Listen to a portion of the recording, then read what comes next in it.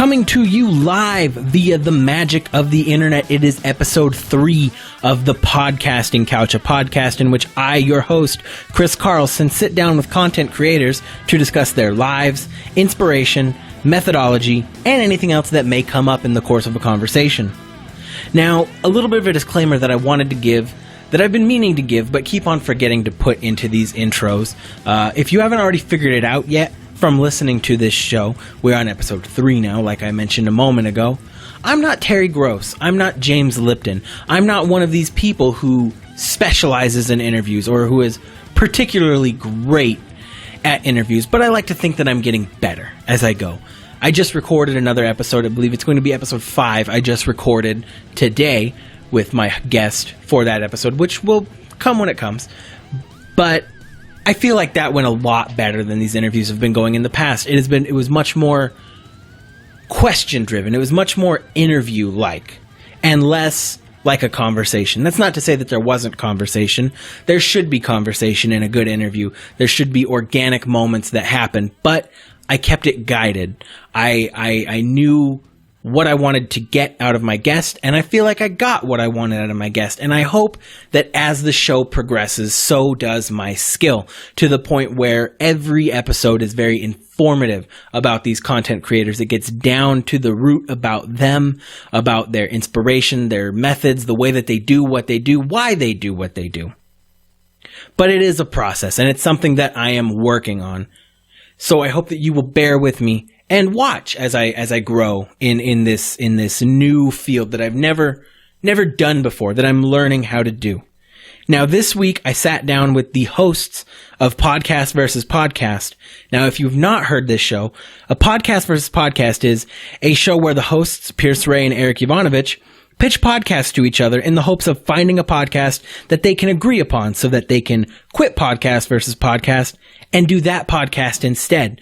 This is a podcast that I really enjoy listening to. I listen to this show every single day, and that's not to say that I listen to the same episode every day of the week. They put out 5 episodes a week. They put out an episode Monday, Tuesday, Wednesday, Thursday, and Friday. It'd be really weird if they decided to skip one of those days and still do 5 episodes a week. Maybe a Monday, Tuesday, Thursday, Friday, Saturday kind of schedule. Something like that. If you guys are listening, hey, there's a way to throw your listeners off one week. See if they're really paying attention. Anyway, so I sat down with them and we had a conversation, a long conversation at that. But it's a good conversation. It was we chatted about the show. We chatted about how they come up with the kind of things that they come up with for the show.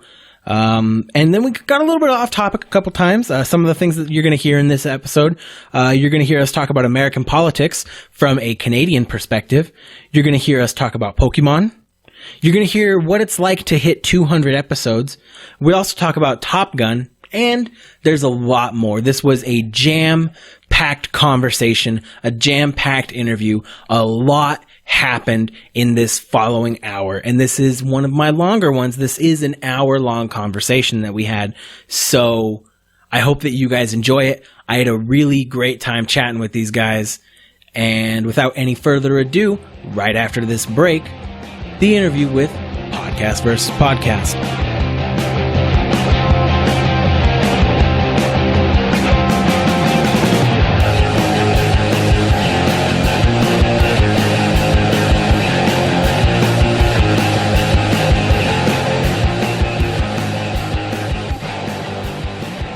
And we are back here on the Podcasting Couch. With me this week is Piers and Erik of the Podcast versus Podcast. How are you gentlemen doing this week? Great, man. How are you? Doing superb.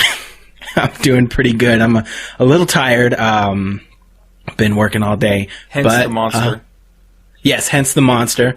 You guys can't see, this is not a vodcast. This is a audio only, but I am drinking a monster to stay awake because I am tired. But I don't think I'll have too much problem staying awake with this conversation. I think it should go pretty well.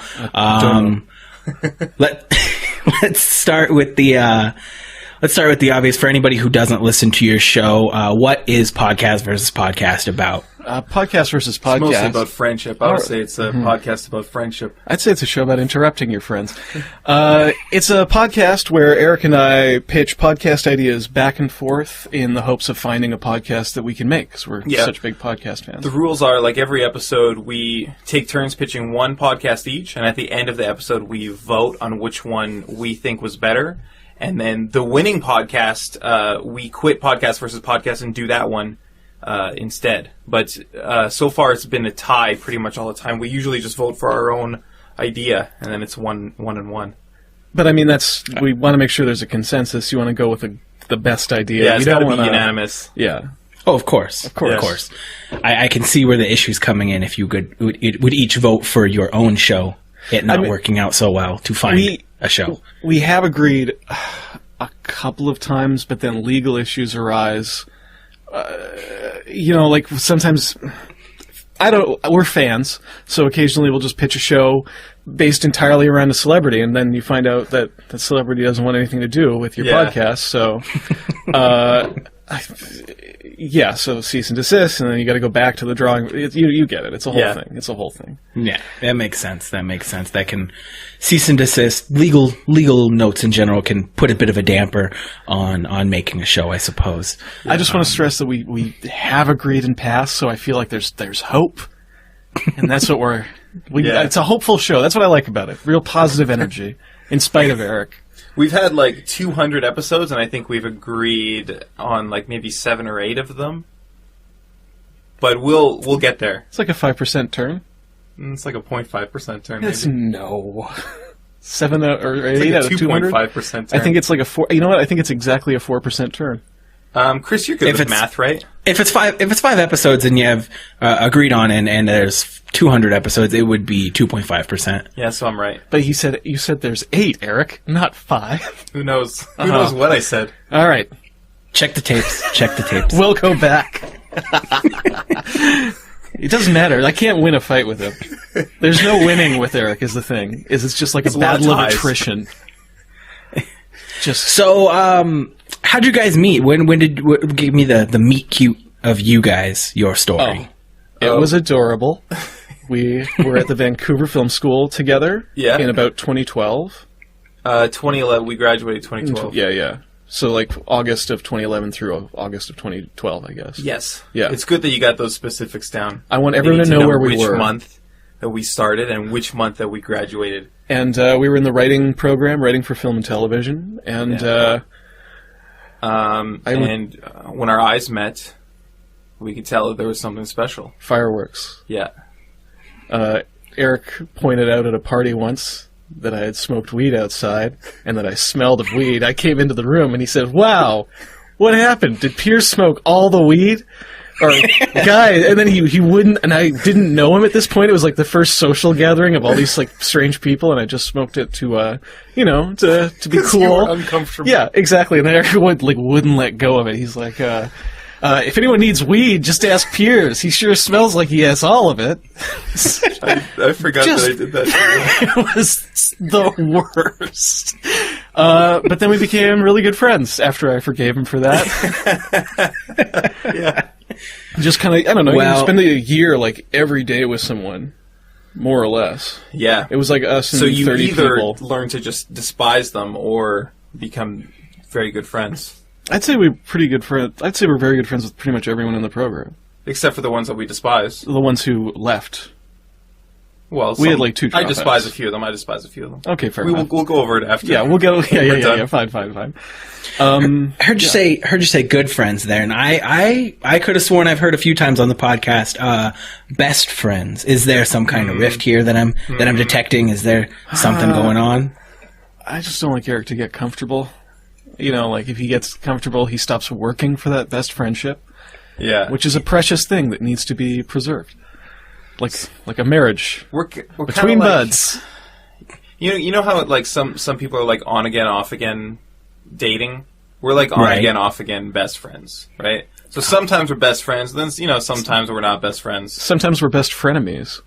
We've never been best frenemies, I don't think. Because I don't think that's a word. I don't think that's a concept. You don't think frenemy is a concept? No, I don't. I don't think that. I don't know what that means. It's like a friend who you have an antagonistic relationship with, Oh. or they're an enemy who you kind of have like an affectionate rivalry. Like- Not even an affectionate rivalry. They're like in your life. Okay, I'm just gonna have to look at you while I describe this because I have to think about what it is. Yeah. It's someone who is inextricably in your life, Right. And they cause you a lot of antagonism, but they challenge you in unique ways. Okay. Like Sonic and Shadow the Hedgehog. Precisely. I assume. Do you know anything about Sonic? You know, nothing past the original animated series. Wow. Okay. Wow. I never played the game. I was never a Sega mark, so I Okay. never. So we're like Luigi and Waluigi, essentially. Basically. Well, Is that yeah, but physically we're more like Mario and Wario. okay? Yeah. Well, Just like, let's be honest. And I feel like we share more in common with them. right. Well, I like to wear gloves, okay. That's all four of them, though. punch bricks. Okay, that's true. What Mario else? does that. Does Wario not do that? Wario, no. Wario, I don't know what Wario does. Oh, he steals big gold coins. Yeah, okay. I do There you that, go. so I'll be Wario. Problem solved. We painted Well, a beautiful metaphor. Frenemies. Frenemies. I don't know that Wario has had his own platformer involving bricks in any way. Wario's had, now here's where your ignorance of Wario video games comes into play, because Wario's had several games where he is the star. Calling our kind interviewer ignorant. This is a classic Erik first impression. I'll just be over here apologizing for him quietly. No, please educate me. I know of WarioWare. That is. Yeah, about well, what it. about Wario Land, though? Is that 6 Never. golden coins? No, see, you're thinking of Mario Land 2, the 6 golden coins. Now, Okay. Mario Land 3 was Wario Land 1. But Erik, I thought Mario Land 2 was the one that was originally Doki Doki Panic. No, that's Super Mario. Now here's where your ignorance of Doki Doki Panic comes in. That was Super Mario Brothers 2 on the Nintendo Entertainment System. Oh, silly me. Yeah, Wario's nowhere near that game. Oh, that's Toad.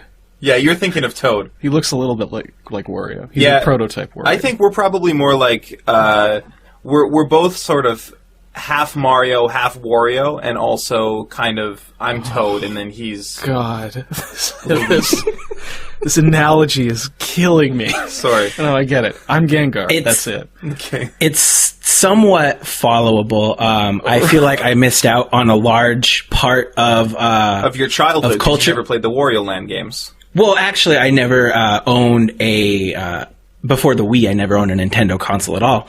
I was always PlayStation. Well, I guess you can't say I never owned a Nintendo console. I had a Game Boy and a Game Boy You Color could have played and so a Game many Boy Wario Advance. Land games. Really giving him the business. Over... Just saying. I guess you could say for the Sony people, you were like Crash Bandicoot and that mask. Aku. I don't remember his name. Aku Aku is his name. Aku. Aku. Yeah. No, I think we're more like Crash and Coco. And then I'd be Coco because I'm the smart one. And you're Crash because you can spin really fast. I can spin pretty quickly. Yeah. It's a bit of a boasting point of mine, I must say. And I talk more. That's true. I talk far Yeah, less. Crash doesn't talk. Just Coco talks. Actually, I saw some FMV clips from like an early Crash Bandicoot promotional video the other day. Yeah. And I'm pretty sure they just let the actor do whatever he wanted and then just animated over him. Because it feels like he's just improvising. He's just riffing on nothing in front of a camera for about 5 minutes. Yeah. He's a pretty animated individual, that Crash Bandicoot. Well, there are those ads also where Where a dude I in think a big they Crash were suit. yeah talking shit to Nintendo, I believe. Yeah. Oh, wow. I don't remember that at all. I remember that. I thought they were the funniest stuff when I was a kid. You've got this guy in a gigantic Crash Bandicoot costume with a megaphone standing outside of the Nintendo building, just basically saying like, "We're coming for you. We have better games. I'm better. You guys suck." He was pretty Oh, does rude. he have there a were some- megaphone? Yeah. Yeah, I remember those ads. Okay. Mm-hmm. I think that he talked some smack about Mario in one of them, too. He got very personal. I think that the console wars were a lot more heated back in the day between the actual companies themselves. Now, they kind of let the fans do it all and get very zealous. But back then, it was... some would say. Yeah, they don't directly attack each other anymore like they used, which was a lot of fun.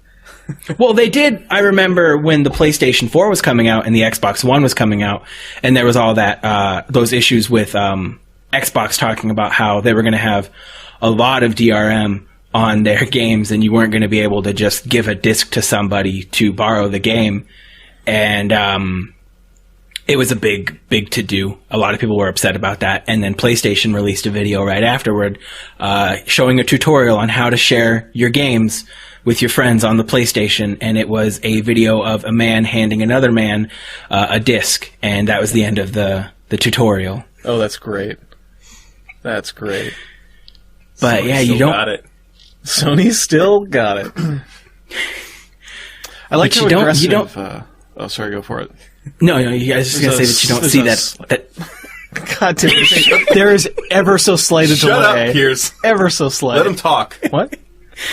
I was going to say you don't see that aggressive marketing anymore as much as you used to. And I miss it. I miss the days of the Sega Genesis ads that say that they do what Nintendo don't. Things like that. Got him. Witticisms. We got you. They spiked him. They spiked him. Nintendo set it up for him, and Sega spiked it right in their face. That's what blast processing is going to do. Hey, do you guys remember when David Lynch did that PlayStation ad? No, what? Is that No, real? I don't. Yeah, he did an ad for the PS2. He might have done a couple of them, like a True Smell Trio, but they're just a bunch of dreamlike imagery. There's like I remember a few stages, because I haven't really been into video games big since I was a kid. Okay. But there was like a period where there was all those aggressive ads. And that's around the same time that Smash Brothers was out, and they had that ad where all the different Smash characters, like it's a bunch of people in mascot suits beating the heck out of each other in a field. Set to the Turtles' Happy Together. I remember those on your playlist. And then it got very surreal. And there was like a lot of print ads and like the David Lynch ads depicting the inside of the mind and how, like especially with the PlayStation, how it was transporting you to this new world of imagination. It got all dreamy and a lot of clouds. A lot of stock photos of clouds. The PlayStation ads that I remember that were that I would imagine were more felt like something that would be a David Lynch ad were the I think they were the PlayStation 3 ads. Okay. That were very unsettling, to say the least. I think there was an ad of like a baby doll in an empty white room staring at a PlayStation, and the baby doll is cooing and then starts just one single tear while it's laughing, while a PlayStation is just floating in front of them, and then it just says PlayStation 3. And that was the ad. That's horrifying. That's a terrible ad, because you don't know if they're advertising the PlayStation 3 or the doll. So what if like I said, it ended with PlayStation 3, so... Yeah, but what is the title PlayStation 3 referring to? Is it referring to that black sort of rectangular thing floating in the air, or is that cool doll? That cool doll that can cry and laugh? You know what? That's a good point. You should shoot them an email, ask them about that. I'm gonna. I have. They might no one get will back respond to you on that. I keep... Like, if you're listening, Sony, just one email back. I send 10 a day for 8 The least years. you can do. I'm sorry. I'm letting it bleed into the interview. It's not important. This is my own problem. I'll deal with it on my own time. Well, no. We should hash this out. Are you sending it to the same email, or are you sending different people within the company? Because I'm sending that could be part of it. I'm sending it to Sony Customer Support at gmail.com. And I've been sending it since the Gmail was set up, and I assume it's theirs. I have no reason to believe who else but Sony customer support would get that email. That's so silly. I've been tweeting at them as well. At Sony customer support at gmail.com. Yeah, but Sony's misspelled. Like, for some reason, it's spelled with 2 Ys. Why would they spell it that way? I don't think they dumb. could get the first one. I think someone else took Sony with 1 Y customer support. But Well, I imagine that their Gmail is probably more secure than their private emails are. Oh, snap. Oh, Another Sony, spike! if you're listening, step your shit up. If this was beach volleyball, you'd be 2 spikes up, however much those are worth. 2 points up. Chris and Sega are on one team, and Sony and Nintendo are on the other team. We're also on Chris's team. Okay, it's 4 against 2. All That of our doesn't seem spikes fair. go out into the world Okay. and affect whoever. It's like voodoo. Can it be like the Top Gun volleyball scene? No, I have they never can't. No. seen. I've never managed to finish Top Gun. I've Why? seen clips. I've never actually sat down and watched Top Gun. That's But- interesting. I just know the running gag about the volleyball scene. Yeah, it's super homoerotic. Yeah, It's the start exactly. of Tom Cruise's descent into madness. Poor Tom Cruise. Poor Tom Cruise. I want to like him. Cruise. Do you guys really want to like him? He's an incredible actor. He's a very good actor. Yeah, I would say He's like above average. he's an above-average actor. I'll give you that. Well, the question is he stuck? Because I know that he no longer sees his daughter, or at least is not able to see her very. And that's why I say poor Tom Cruise. I Yeah, it wonder sucks. if he's trapped. Shouldn't by- have kept his wife in that cage. I don't think that happened. We all make mistakes. Yeah, it happened. Listen, we all have a cage at home. It definitely Sometimes we happened. put people in there who shouldn't be in there. They just sell cages like that at the Scientology gift shop. You can put whatever you want in them. That's what they say. They don't say they're wife cages. They just say cages. Scientology. That's right. The third spike of the day. Piers coming down hard against Scientology. That's right. I take on the big targets. I take on the hard targets that no one else will touch. If anybody has never been made fun of before, Scientology. I know, they get off so light. Did you get a chance to catch? Oh, it's fantastic. It's not my favorite. We were It's talking the- about this just before we got on the line with you. What is your favorite energy drink? My favorite energy drink is it's the Ultra Black Monster.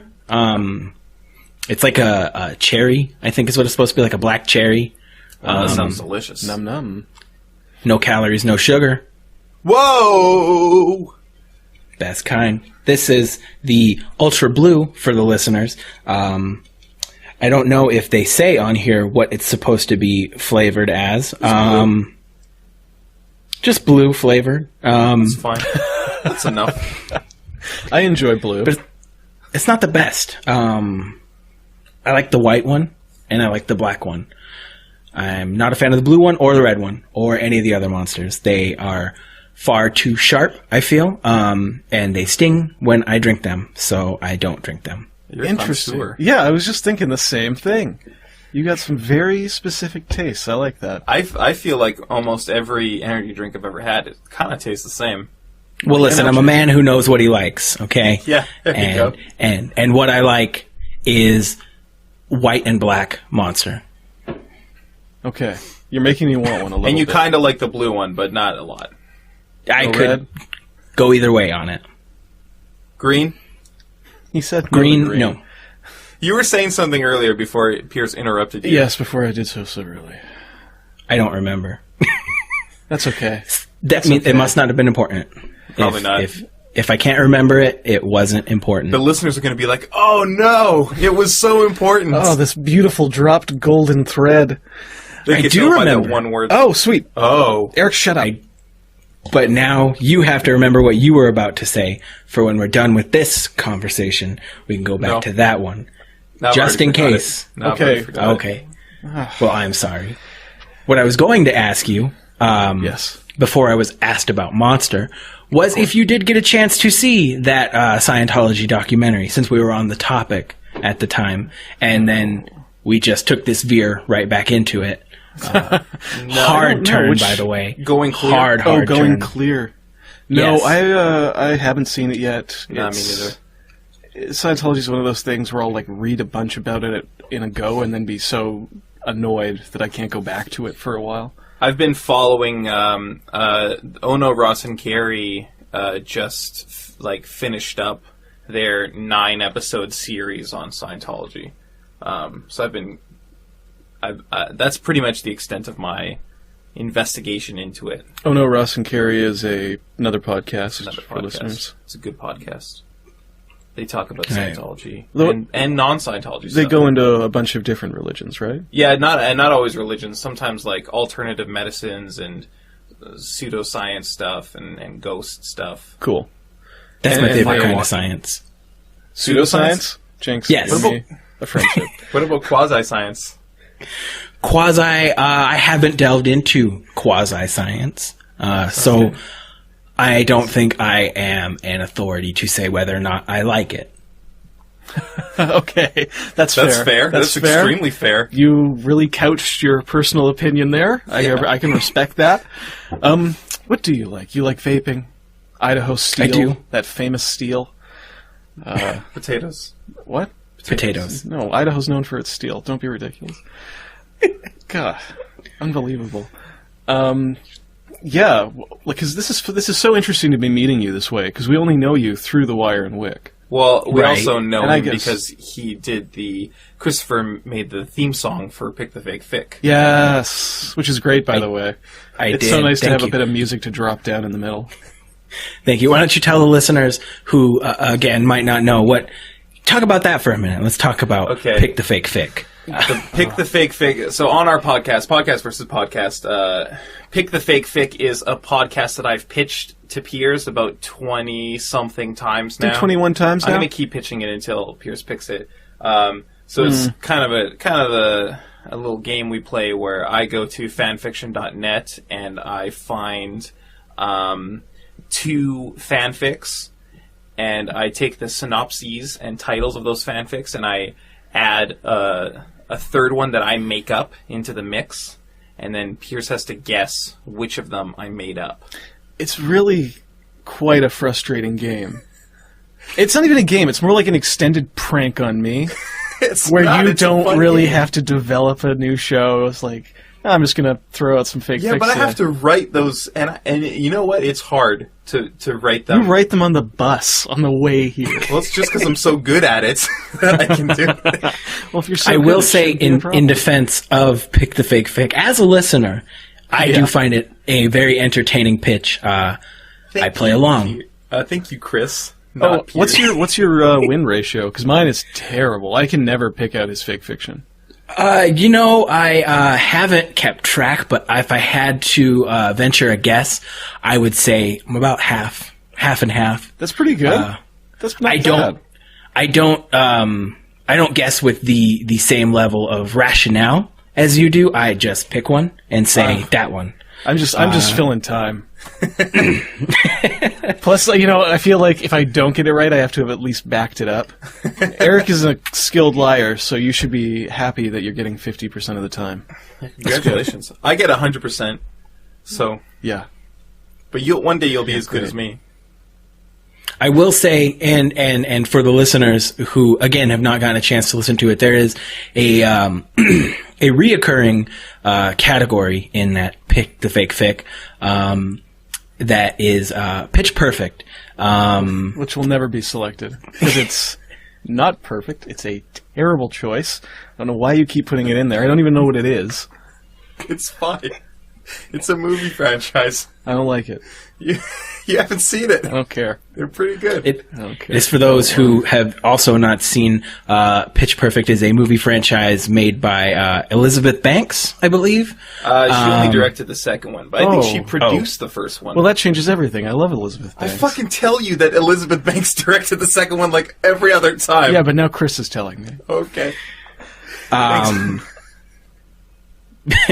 So now But yeah, so it is following the journey of a collegiate level a cappella group. Interest gone again. There it goes. As they attempt to navigate through the various things that they face between real life and the professional a cappella circuit. I'm interested actually to see what the pitch by the actual producers of the movie, how they pitch perfect to the audience. I'm going to look this up real quick, and I'm going to tell you what IMDb says that Pitch Perfect is about. Okay. Pitch Perfect, for those, again, who have not seen it, is about Becca, a freshman at Barden University, is cajoled into joining the Bellas, her school's all-girls singing group. Injecting some much-needed energy into their repertoire, the Bellas take on their male rivals in a campus competition. And if that does not sound like a movie that you would like to watch, you are wrong. It's not a very good synopsis. It doesn't sell the movie very well. It's just it's like a regular comedy, but also there's singing. I would recommend the second one over the first one. There are much better cameos in the second one. Chris, may I David just Cross say, you've done has a the best fantastic job. role. Really? See, you've done a much better job of pitching this. I fucking told you that David Cross is in the second one. Erik has told me none of this information over like the 20 or so times he's pitched. Fuck. He's been like, "Hey, you got to pitch perfect. It's great." He's always downplayed cool stuff like that. Like if he's mentioned it at all. I believe the Green Bay Packers make a cameo as an a cappella group. Oh, no, I'm not even interested. Bunch of sports in this movie. If you're interested to see how a professional football team would do a cappella, which I don't think that they're actually singing, but Okay. Good. Who knows? That's They pretty could cool. be. That's I don't pretty know cool. them. Is it still a cappella? But there's how many people are on a football team? That feels more like a men's choir than an a cappella group. I think they did like the popular ones. Oh, they didn't get all the Green Bay Packers. Yeah. No, they did not get all. I think there was maybe 4 or 5 of them. I was picturing like a Sister Act finale or It's something. just where Brett everyone's Favre and some of the singing and clapping. cheerleaders. I don't think Brett Favre They're is not in even. the They're not even Packers. on the Packers. He got me. I got my bluff. He called my bluff, and I don't. now I look like a fool. I don't. Well, let's just all sit in this moment. Let it forever be immortalized the day that Yeah, Erik made a fool that of himself. the thing. Yeah, the that day Erik that thought- thing happened. that Brett Favre was in the Packers. Okay. It's a special occasion. We'll mark it every year. We have a dearth of holidays up here, so that's a nice one to have. I feel like you were asking something about Pick the Fake Fic. I gotta say this: I am very grateful because it's an idea that you pitch so often. Yeah. And you know it'll never win. I really appreciate that you keep it mostly PG-13. A lot of people would go straight to like Lemon Fix or something. Yeah, the real sexy stuff. If you think that's sexy. I find like I did that a couple times. Yeah. But I think it's funnier with. Sometimes it's funnier with like childhood friendship fantasies. Yeah, or more mundane things, like just like when all the characters in a thing are hanging out at the beach together for a day, and that's what the whole story's about. I love that stuff. It's so adorable. One I found for the Legend of Zelda series where Tingle is talking to his dying father on his deathbed. That's so dark. It's so weird because he's like stuff like that where they take people who see something in a character that there's nothing else to see. Like it's just a flat. It's what you see with Tingle is what you get. But someone out there was like, you know what? I think Tingle has a really strained relationship with his father, and I would like to see the story of Tingle talking to his father. Do you think that person, like, they really see a lot of themselves in Tingle? I absolutely think that. That's every time I read a piece of fanfiction, I'm thinking, what are you working out of your own? What is going on in your life that you have to get out on the page? You have no one to go to the beach with? Your father? your father died on you before you could, cement your bond. And I think that's sometimes a lot more interesting than the straight up raunchy stuff is less. It's every once in a while. It's fun. It's a little fun every once in a while. I was about to say exactly that. I think every once in a while, the raunchy stuff, it can be entertaining. I think I agree 100%. I don't think I agree. I do agree that it would be tiring, exhausting to get raunchy fan fiction every time. I can't. But once in a while, it's that many very, erections. One after the other like that. I can typically only do one at a time, personally. Yeah, trying to stack them on top of each other. Yeah. No thanks. Well, the one thing I do like that Erik will bring in, sexy story wise, is when it's like about something alien or robotic, so that it's like not like someone projecting their sexual fantasies onto it is like projecting onto a toaster, like with Mega Man. Oh, with the Mega Man X fanfics. Yeah, it's like they want about two robots having sex. Yeah, it's so pointless. Why them? I feel they must just be playing the game a lot, and they, you play a game, you do nothing but a game for a week, and you start to build up whole plot lines in your head. So I want to ask you guys, now by the time this airs, this will not be a scoop. So this is more for me than the listener. Sorry, listener. By the time this airs, you will have already hit 200 episodes unless you suddenly stop making episodes for the next 4 weeks. Never. Can we expect anything exciting? No. For the 200th. I know the 100th episode you invited fans to pitch podcasts. Yeah, we forgot that the 200th episode was coming up, so we just kind of fell in the middle of our recordings. I'll be honest though, I'm glad we're not doing anything for 200 because it sets an unfortunate precedent. Yeah, the thing, like we release 5 episodes a week, which is a lot, but that means every 20 weeks there's a 100th episode. Yeah. So it's not like it's a yearly special occasion or something. It's it was maybe even a little short-sighted to do that for the 100th episode. No, I liked it. We should do it for 500. It was a lot of fun. We should do it again at 500. Maybe 300. No, that's ridiculous. Maybe 250. All right, I'm into that. Okay.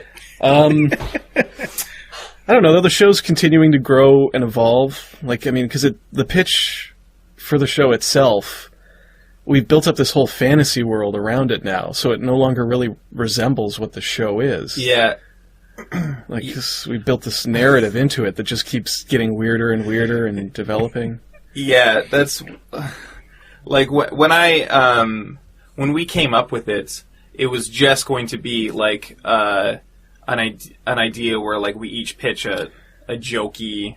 I feel like it was basically just supposed to be one long patient sketch on whatever audience would find us. And it just would hopefully never end. Yeah, but... Ideally, the last episode would be something that could loop infinitely, so that you could never properly finish the series. On, like, Sgt. Pepper's Lonely Hearts Club Band. Yeah, exactly. So it would just be us shouting good morning into the mic. Good morning, good morning, and then, like, fading away from it. I like that. Yeah. All right, I think we just wrote our finale. Spoiler alert. Who did come up with it, I guess? Was it like a joint effort between the two of you, or did one of you have more of a say in the initial suggestion of the show? I think Erik came to me with the initial idea, but we developed it from there. What was it originally? It was, you know what? I saved that text. Oh, this is awesome. I sent Piers a text with the idea in it. It was initially my idea, but like I said, my idea was, like, we take turns pitching podcasts to each other, and that's it. Yeah, here it is. The Piers and Erik podcast pitchcast. Each... And I actually also wanted it to be the Piers and Erik podcast pitchcast with Piers and Erik, and Piers wisely steered me away from that. The podcast versus podcast was his title. Yeah, episodes would be like 5 to 10 minutes long. That's a little ambitious. Now they're like 20 to 25 minutes we long. had no idea how long, what good gas bags we are. And then I guess from there we added the competitive element and the voting to make it a game. Like because we talked about giving us a reason to keep coming back. Yeah. And like, because there has to at least feel like there's a goal. What I think was pretty fun about this podcast is that, like that initial concept was all we had, and we kind of developed it together while we were recording the episodes, like on the fly, and so a lot of rules of the show and of the universe just sort of happened. Like one of us made a comment, and then the other one's like, "Well, that's part of the universe." Or a mistake. Yeah, or a mistake. We've made up rules having to cover mistakes many times. Yeah, it's a little bit like. I'm sorry. Go on. I was just going to say it's like Calvin Ball that way. Yeah, it is. I always think of it like Calvin Ball, where you're just trying to like out reason the other person to justify this world that we're building. Yeah. It's except in Calvin Ball, previous rules aren't in play anymore. True. And in our podcast, we're constantly like having to remember, what did we say 100 episodes ago? Piers has a monkey's paw? Yeah. Oh, that's right. I still have a few wishes left in a trunk somewhere that we never use. That's right. I like that we have the power of wishes, and we just can't be bothered. We're so lazy. I do really enjoy, and I think one of these days I'll have to go back, because I listen to podcasts at work myself. I work about 10 hours a day in an office job, just sitting down at a computer, doing data entry. So plenty of time to listen to podcasts. And I think I started listening to your show around episode 12 or so, very early in. Okay. You're not missing much. It really is interesting to see just how much it has changed and grown into this thing that's completely different than what you guys started with. To where before it's just kind of like you said, just pitching podcasts to each other, and now for anybody who's a big fan of the show, anybody who really follows the show, can there's like a lore behind the show. Yeah, there's running gags. I mean, it really is. It is a show, I think, that is good for anybody who just wants to listen to a one-off. It's very digestible in that way, but it also has payoff for anybody who would stick with the show. There are many little nods that I think that a lot of fans would appreciate in the show. Well, that's what we're aiming for. We want to keep it. I don't know. We've been talking a lot lately. We want to develop it more, bring in more voices, more of this world, like more of the recurring characters. It's so free form. It's kind of nice that we can just go whatever direction we want with it. Yeah. It's pretty fun. It's really fun to do. Yeah, that's what I like. That's if you're gonna do a podcast, it should at least be fun.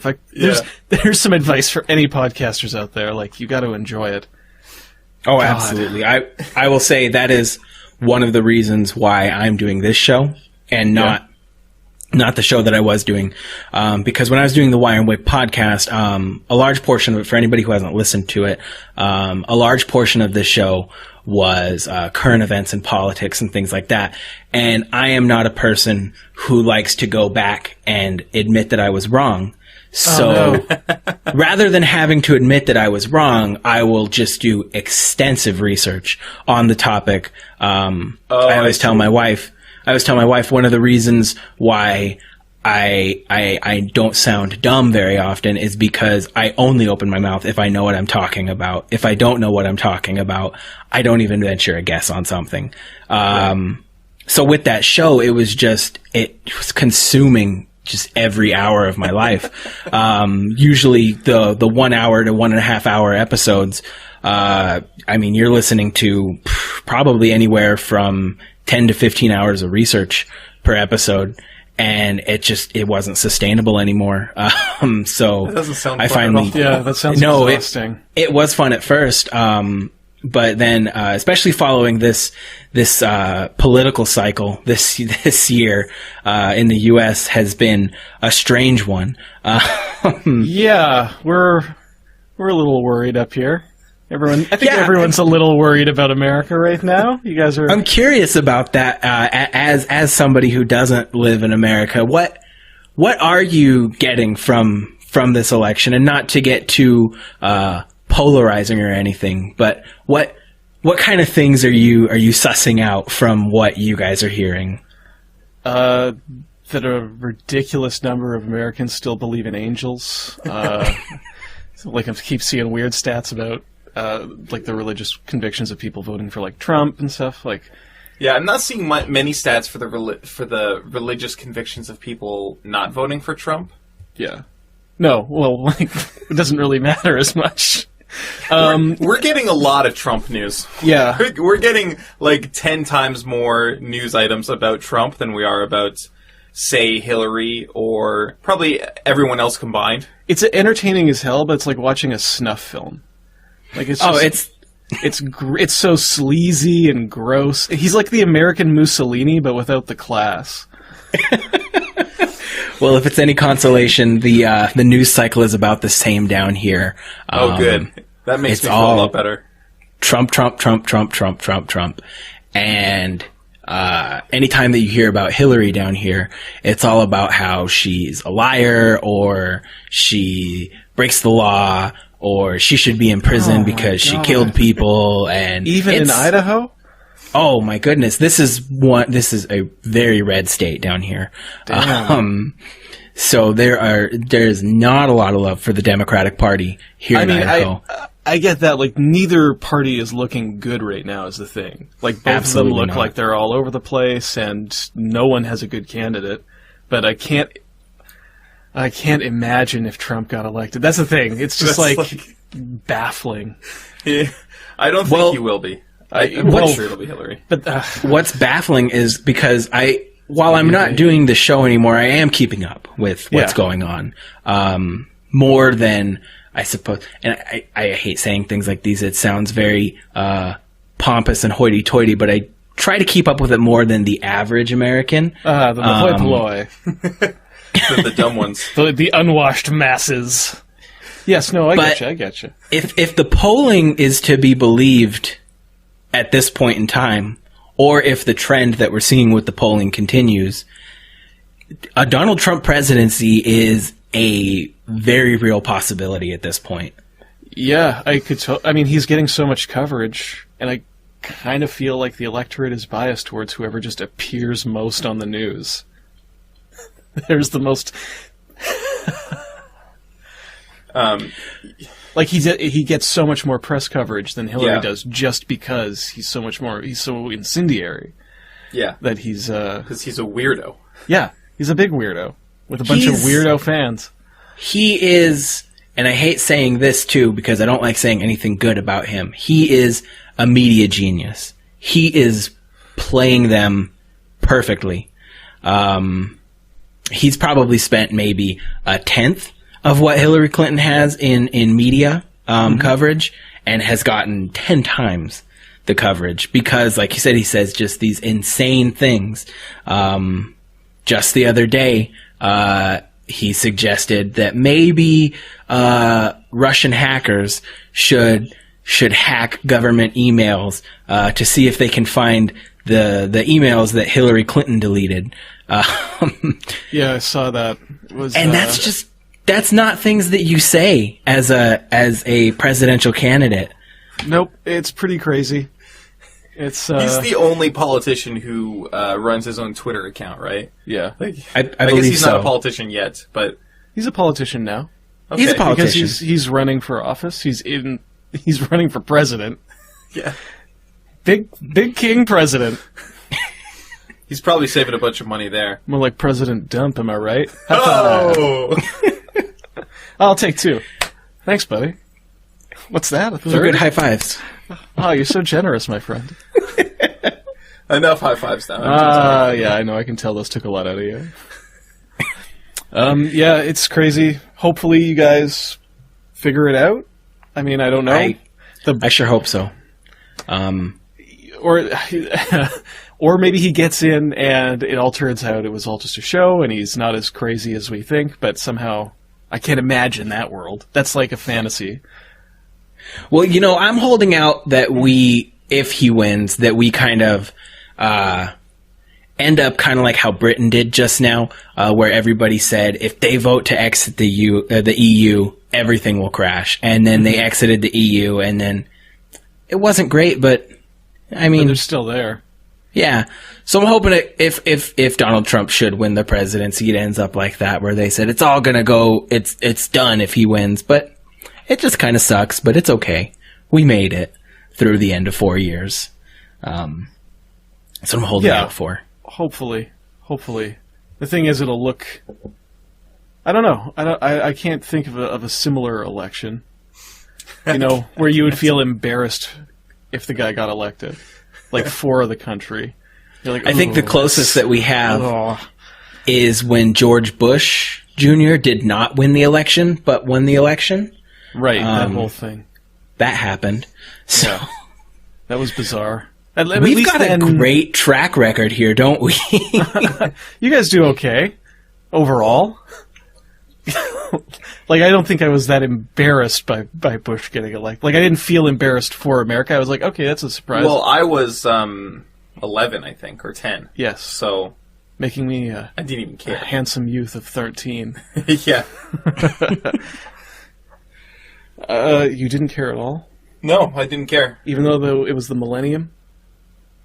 No, why would the millennium have anything to do with it? I don't know. Everything at the year 2000 seemed to have more significance. Pokemon 2000, the movie, way better than the original Pokemon movie. I mean, that's undebatable. The soundtrack was better. More hot teen hits. Okay. Let's get off of this. I feel like we're just getting loopy and goofy. We are in the tiny booth today. We're in the tiny booth here at the Vancouver Public Library. Now we record at the library. Versus podcast. Yeah, I see that it's got to be real toasty in there. Yeah, usually we're in a room about 3 times this size. Oh. And we are just asses to elbows up in here. Ouch. So yeah, it's okay for the first couple hours. And then... around hour 2... It starts getting... You start getting fuzzy around the edges, a little dancy, a little daisy. If you want a bit of a peek behind the curtain, we record like 8 or 9 episodes, like 6 to 8 episodes in one session, and you'll sort of see, if you're like listening sequentially, you'll see there'll be a few episodes in a row where we're super goofy. That's because those come at the end of a session when we've been recording for 2 hours in this tiny booth and we're just drenched in sweat. I like that, though. And to anybody who hasn't figured that out yet, it would also explain why there are many times where you're not sure what day of the week it is. Yeah. I also like to think it's because we're out at sea. Yeah. We've established that we record from Podcast versus Podcast Land, a series of oil rigs that we Carmen San Diego, the Vancouver Library, out to. So it's a complicated scenario, but it makes perfect sense. But, I mean, if we're out here, what are we running on, sundials? Yeah, the level of technology out here on Podcast versus Podcast Land is not up to the Canadian standards that we grew up with. Recording equipment, we got it. We got tons of that. We got lights, as you can see.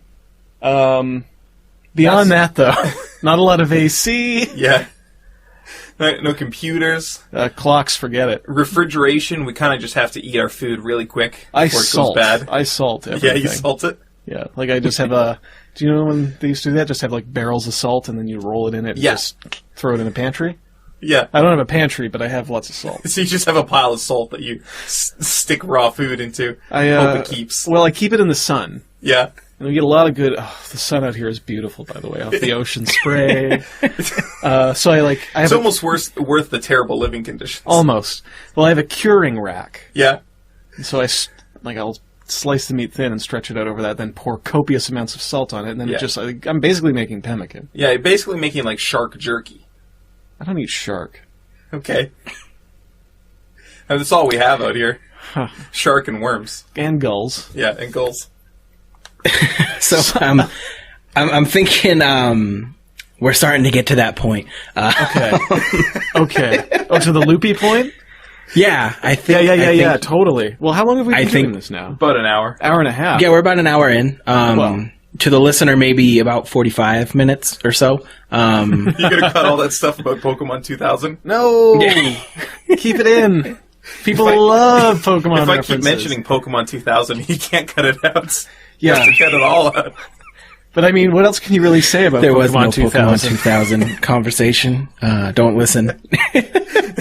Tell you what, guys, I'll pull us out of the fire here by quickly looking up Pokemon 2000.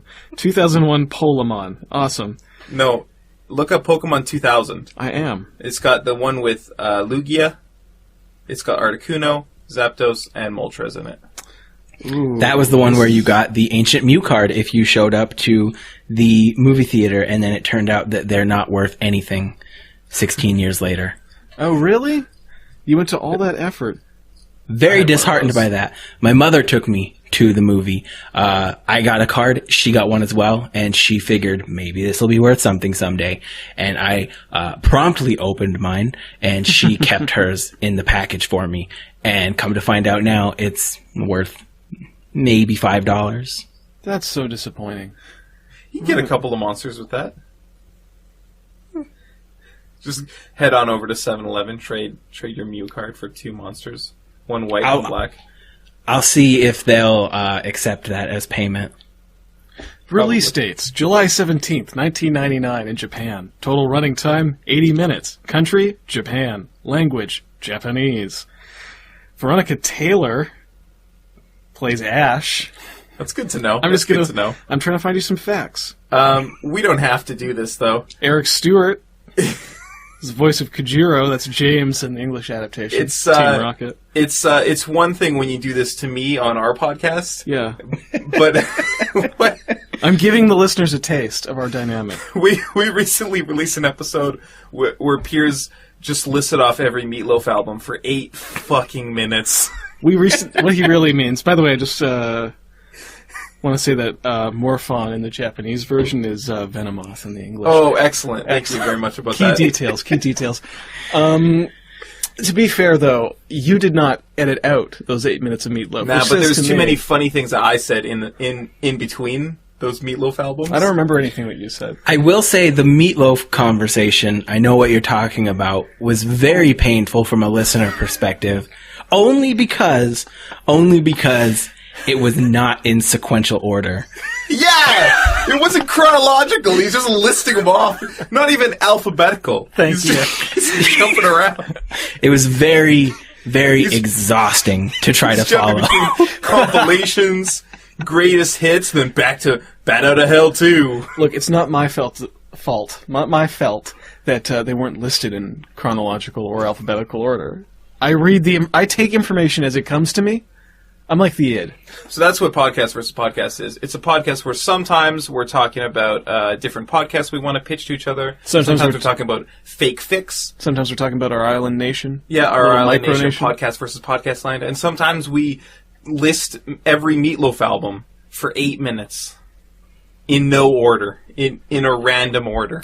I wonder what it would take to get us officially recognized as a micronation. I mean, we recognize ourselves as that. I want the United Nations to recognize us. Okay. Okay. I'll send them a letter. You're a good man. You're a good man, Erik As soon as we're Ivanovich. done recording this. So why don't you guys go ahead and tell the listeners really quickly where they can find you online, your different social media presences and the likes. You got it.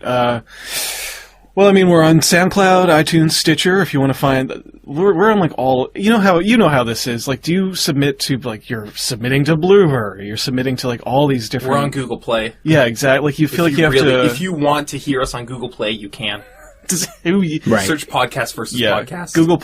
And other podcasters. Google Play, like a month or two ago, started accepting podcasts. So get in there. I mean, it's you know how hard it is to find new listeners. So you just want to be present everywhere. Yeah. Exactly. And social media stuff. We post photos and stuff sometimes to like Yeah. Twitter, Instagram, Tumblr, Facebook. It's all at Podcast VS. Yeah. And if you want to contact us directly, we're podcastversuspodcast@gmail.com. Yes. Yeah. Or just tweet at us. At _ Twitter staff. Yeah, we're at _ Twitter staff as well. Yeah. That's where we take complaints specifically. Yeah. All right. Well, I want to thank you guys for taking the time out of your scheduled time to be there that you would normally be recording your show, and taking that time to come over here and record this with me. I really appreciate it. I think it was a really good conversation. I think that the listeners will enjoy, and they better. They fucking better.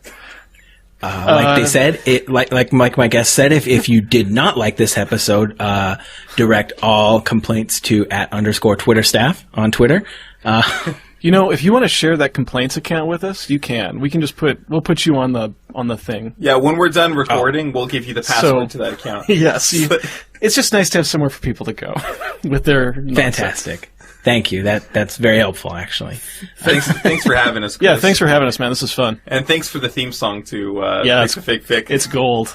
Oh, hey, thanks for coming out with consistently good episodes. It helps me get through my day at work, and I'm sure it helps other people get through their day at work as well, or whatever else they're doing.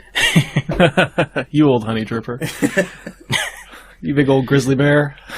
What Paws all mean? Covered in honey. Oh, I see. It's dripping honey everywhere. Dripping honey all over the place.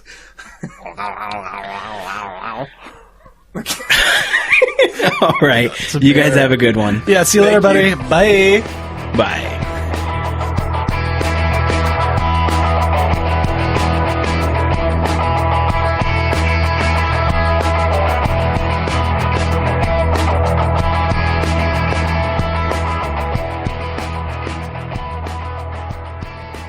And that does it for episode 3 of the Podcasting Couch. I hope that you enjoyed this episode as much as I enjoyed recording it. As always, I really do enjoy recording it. Now, I am uploading every episode of the Podcasting Couch onto YouTube as well, if that is a place where you would prefer to listen to it. So just search the Podcasting Couch on YouTube. There will also be a link in the coming days to our YouTube channel on our website, and that is thepodcastingcouch.com is where you can go to find every episode, any kind of news if there's going to be a delay on an episode, and where you can find the show.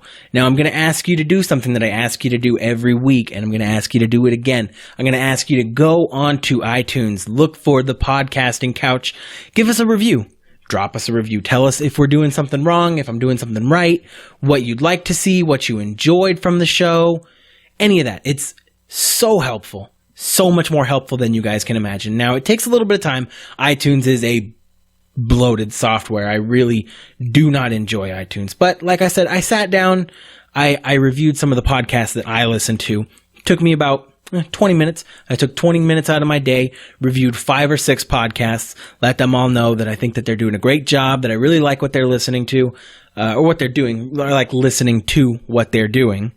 And just gave them some feedback, 5-star review, help them get noticed more in this very crowded